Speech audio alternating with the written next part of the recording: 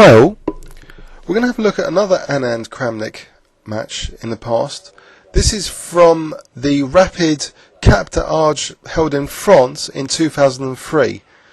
I believe it was the 6th Rapid World Championship tournament, and it was a knockout format. So Anand Kramnik met in a later round, and this could have been actually the deciding round. So Anand was white and kicked off with e4. Kramnik headed into a sharp Sicilian defense, in particular the Sveshnikov Variation, one which I was quite fond of once in over-the-board chess. Black is playing a very dynamic, uncompromising game here, allowing, potentially double pawns in exchange for the bishop pair in this variation. So bishop takes f6 immediately. The other main line move is knight d5. So after g takes f6, knight d5. Very dynamic, unbalanced position for both sides. So f5 and now bishop d3 was played. So white's reinforcing control of e4. Black now plays e6, bishop e6. So one of white's plans is to reroute this knight more usefully. So say c3, knight c2, then often to e3, pressurising both d5 and f5. But in this game we saw actually the use of the b4 square as well, which is quite interesting. After c3, bishop g7, another interesting move was played here. Anand played the seemingly very aggressive queen h5, so a pesky kind of queen move. Very difficult to evict the queen from h5 though. How does black do it? I think this is actually becoming one of the main lines against the Sveshnikov. And one of the positional ideas is to try and increase the pressure on f5, so discouraging black from later taking on e4 and then playing f5. In fact, after castles, it's interesting here, if we ask the question, in the game f4 was played, but what if black had just played f takes e4? So bishop takes e4, and now if f5, there's actually a strong tactical move here, according to Rybka, because otherwise I think black's getting a better position. If bishop f3, that would be a disaster because of e4. So white's actually forced to do something tactical. Knight f4, I believe, is the move, which would secure a little advantage. So e takes, for example, bishop takes c6, rook c8. This is a very dynamic, messy position. But actually, Kramnik, he didn't take on e4. So in the game, f4 was played, and now rook fd1. So white's increasing the pressure on d5 and the d line generally, and we're going to see later d6 is going to become an important target. So rook b8, knight c2, so that rerouting. But e3's been deprived from white because of black playing f4. So actually in this game we're going to see a knight d4 being used to effect. So after queen d7, now h3 was played. So that stops any bishop g4 from white, which would embarrass the white queen. So the white queen, it seems quite safe at the moment, doing a positional job. It's not so offside, and it can always retreat back to f3 or e2 perhaps. Black now pursues a minority attack. He plays a5 with the idea of b4 and provoking white to play c4. Often that's used in the Sveshnikov for black to try and get control of the dark squares like c5. But in this game actually, white actually played a very interesting piece pressure move, but he played knight a3. And he uses his knights quite effectively now. After b4, black is weakening that b5 square, and we're going to see a very interesting mechanism now positionally. After bc, black played knight e7, and Anand now pounced into the black position to grab one of the two bishops from black. He played knight dc7. So he's keeping b5 secure, and this threat of knight takes e6 is quite annoying. It's difficult for black to do anything about losing that bishop. So we see now that after losing that light squared bishop, white now reinforces the b5 knight, and now has a fixed target of attack. That semi-open file, that d file, that backward pawn there, is going to be victimised now, with white simply doubling up rooks to increase the pressure.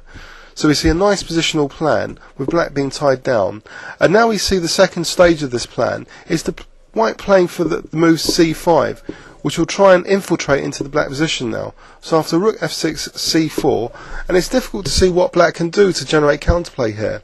This is kind of a dreaded position which grandmasters are often striving to generate counterplay, and it's difficult for black to have any concrete attack here. This bishop is starting to look quite bad, and white still has this horrible threat now of c5. So it seems in this opposite colour bishop scenario, the light square bishop of white is going to be more important than black's dark square bishop. Black played rook h6 and now queen f3 was played. So white's still reinforcing the d5 square, and there's no concrete threats. You know, with that removal of the light square bishop, there's no threat of bishop takes h3. So it seems Anand in this game has complete control positionally, even though it's a rapid cup match game. You know, it seems a very controlled game positionally. So after bishop f8, now c5 was played, so temporarily sacrificing the pawn to be able to infiltrate into the black position, and it's very, very difficult now for black to defend his weak points. So he decided actually to sacrifice his queen here, getting the two rooks. But in this particular position, these rooks are not very coordinated, and it's difficult to defend because now queen d3, and white's threatening all sorts of infiltrations. Black played rook c6 and now queen b5. So without the rooks being able to connect easily, and with lots of points to attack, like these points, it's very difficult to defend this. Check. It's king h2, rook f6, and now this check, bishop f8. The bishop and queen are coordinating also very aggressively. So bishop takes e6. Now black played f3, trying to drum up something against the white king. But now the ambitious move g4 was played, and this further squashes the black counterplay. So white is now threatening all sorts of things, like g5, and also to manoeuvre his king.